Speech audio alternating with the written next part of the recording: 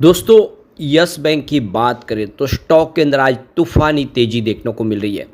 तो कंपनी की fund raising के लिए कल मीटिंग होने जा रही है, उसके पहले यहाँ पे ज़बरदस्त वातावरण बन चुका है। तो यस बैंक का स्टॉक फाइनली 23 रुपये को क्रॉस कर गया है। 21.5 में सुमितोमो मित्सुमी बैंकिंग के साथ में डील हुई है और आप देखो पिछले कई महीनों के बाद स्टॉक फाइनली फिर से 23 को पार कर गया। अब यहाँ पे मैनेजमेंट की तरफ से कोई लेटेस्ट बयान निकल कर आया है बिजनेस को लेकर, उसको समझने की कोशिश करेंगे और एक्सपर्ट की क्या राय है इस समय। वैसे तो अगर आप देखें तो स्टॉक ऑलरेडी 32 तक जाके आ चुका है पिछली तेज़ी में, उससे अभी काफ़ी नीचे है। क्या स्टॉक इस बार कमाल करेगा, क्योंकि फिर से ज़बरदस्त वॉल्यूम में कामकाज शुरू हो चुका है। और जब से ये डील हुई है आप देखें 20% की होल्डिंग जापानी बैंक लेने को तैयार हुई है, तब से यहाँ पे माहौल पूरा बदल चुका है और निवेशकों का भरोसा लौट गया है। क्योंकि जो दो एफडीआई के माध्यम से निवेशक आए थे वो अभी भी अपनी स्टेक को नहीं बेच रहे।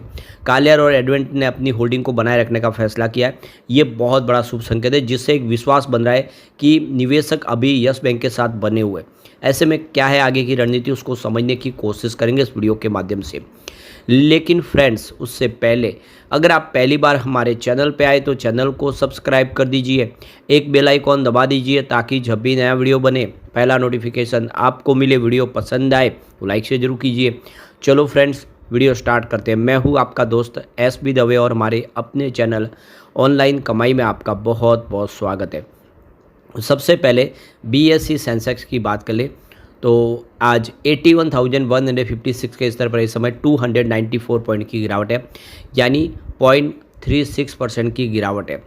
वैसे आप देख सकते हो कि यहाँ पे बाज़ार की जो शुरुआत है वो ज़रूर कमज़ोर हुई थी 200-250 पॉइंट की गिरावट के साथ, लेकिन ये गिरावट बढ़ते हुए 80,654 के स्तर पे चली गई। यानी आप देखें तो बाज़ार गिरने के बाद में करीब 700 पॉइंट के आसपास की भारी गिरावट हुई, लेकिन अब बाज़ार कुछ रिकवर हुआ है, उतनी बड़ी गिरावट नहीं देखने को मिल रही है।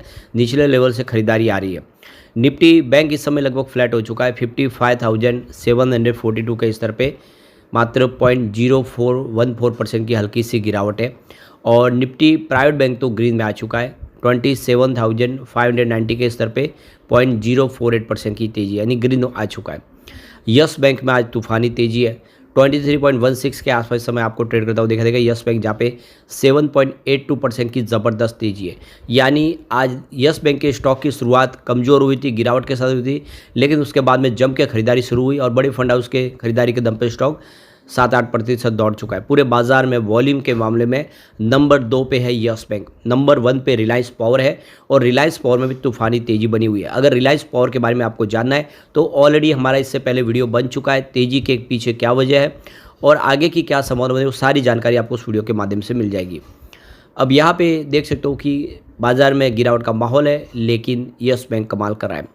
तो एक तरफ तो जहाँ घरेलू शेयर बाज़ार में तेज़ गिरावट आई है, वही एक शेयर ऐसा है जो लगातार दौड़ रहा है और वो है देख सकते हो कि यस बैंक। तो 2 जून 2025 को कमज़ोर बाज़ार में भी 6% के ऊपर की तेज़ी के साथ 23 रुपये तक पहुँच चुका है यस बैंक। तो लगातार तीसरे दिन शेयर में बढ़त देखने को मिली है। पिछले 3 दिनों में कुल 7% के आसपास की तेज़ी बन चुकी है। 3 जून को बोर्ड की मीटिंग होने वाली है। यस बैंक ने एक्सचेंज को फाइलिंग के माध्यम से बताया कि यस बैंक ने अपनी बोर्ड मीटिंग में 3 जून को एक अहम बैठक का जो फैसला किया उसमें फंड जुटाने के प्रस्ताव पर विचार किया जाए, यानी कंपनी फंड रेज करना चाहती है। यह फैसला इक्विटी शेयर, डेट सिक्योरिटी या अन्य फाइनेंशियल इंस्ट्रूमेंट के जरिए पूंजी जुटाने से जुड़ा होगा। बोर्ड बैठक में क्या होगा, प्राइवेट प्लेसमेंट, प्रीफरेंशियल अलॉटमेंट, फंड जुटाने की जरूरत के रेगुलेटर और शेयर होल्डर की मजमूदारी ली जाएगी। अब इसकी परफॉर्मेंस देखें अगर आप सेंसेक्स के मुकाबले तो आप इसकी प्राइस 23 के आसपास से 11 बजे के आसपास 6% की तेज़ी। और BSE सेंसेक्स में अगर आप देखें तो 0.64% की गिरावट है और 80,929 के स्तर पर है। मार्केट कैप इस समय यस बैंक का 70,812.77 करोड़ के आसपास है। 52 वीक का हाई इसका 27.41 का है और लो इसका 16.02 का। अब निचले लेवल से आप देखें पिछले गिरावट के बाद स्टॉक काफ़ी ज़्यादा रिकवर हो चुका है। पिछले एक साल में यहाँ पे 9% का इसने पॉजिटिव रिटर्न दिया, जबकि सेंसेक्स में 7% की तेज़ी बनी है। अब यहाँ पे एक और जो लेटेस्ट अपडेट निकल के आ रही है, यस बैंक के एग्जीक्यूटिव डायरेक्टर राजन पेंटल ने जो बिजनेस स्टैंडर्ड को इंटरव्यू दिया उसमें कहा है कि हम अपनी रिटेल बुक को 30% तक बढ़ा सकते हैं, लेकिन हम इसे नियंत्रित और चरणबद्ध ढंग से करना चाहते हैं। बैंक अब कम रिटर्न वाले सिक्योर्ड प्रोडक्ट से हटकर मध्यम रिटर्न वाले रिटेल लोन पर फोकस कर रहा है। साथ ही हाई यील्ड अनसिक्योर्ड पोर्टफोलियो को कुल मिलाकर रिटेल बुक का 25% से ज़्यादा नहीं होने दिया जाएगा, क्योंकि इससे अधिक बैंक को जोखिम हो सकता है, इससे बैंक जोखिम मानता है। तो बराबर है कि इस समय यस बैंक फूक फूक के कदम रख रही है, जो पहले गलतियां हो चुकी है उसको दोहराना नहीं है और इसीलिए सिक्योर्ड लोन को ही आगे बढ़ाना है और जो जोखिम वाला है उसको कम किया जाए। तो उम्मीद से बड़ा भरोसा है यस बैंक के शेयरों में तेज़ी की वजह बन रही है। संभावित फंडिंग ऐलान जिसके पूंजी स्थिति और मजबूत हो गई है, जो फंड मिल जाएगा तो रिटेल बुक ग्रोथ में और रिटर्न फोकस के ऊपर यहाँ पे इस समय काफ़ी ज़्यादा ध्यान दिया जा रहा है। मजबूत प्रबंधन रणनीति और संयमित विस्तार नीति के इससे फ़ायदा हो रहा है। तो यहाँ पे हालांकि बैंक का प्रदर्शन स्थिर बना हो, लेकिन निवेशकों को 3 जून की बैठक पर नज़र रखनी चाहिए, जिसमें आगे की दिशा तय होगी। तो जो भी होगा 3 जून की मीटिंग में बड़ा फैसला होगा। तो यहाँ पे फिच रेटिंग ने मंगलवार को एक नोट में कहा है कि जापान के सुमितोमो मित्सुमी कॉरपोरेशन को यस बैंक में प्रस्तावित 20% हिस्सेदारी भारतीय उधारदाताओं में विदेशी निवेश की एक नई लहर खोल सकती है।